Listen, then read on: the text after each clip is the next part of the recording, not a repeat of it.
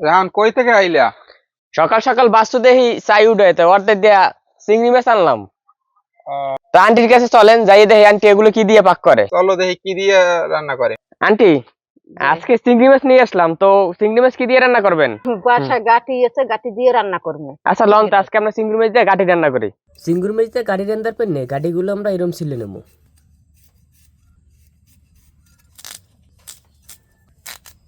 Aunty, গাড়ি তো কোটা শেষ, এখন গাড়িগুলো সেদ্ধ দিয়ে চিংড়ি মাছগুলো কুটতে নেন। আচ্ছা ঠিক আছে। আন্টি ওদিকে চিংড়ি মাছটি ছেলতে আছে আর আমরা এদিকে গাড়ি সেদ্ধ করতে আছি।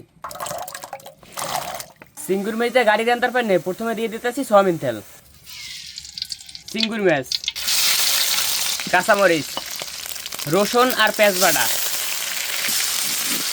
হলদির গুঁড়ি, মরিচের গুঁড়ি,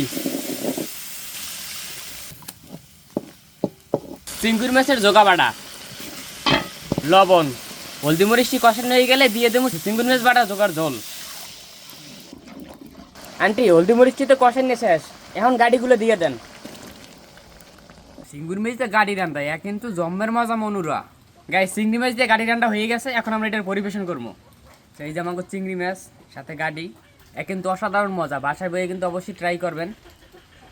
তো যাই হোক, ওভারঅল ভিউ 10-এর ভিতরে 9। আজকে এই পর্যন্তই। আল্লাহ হাফেজ, নেক্সট কোনো পর্বে দেখা হইবে।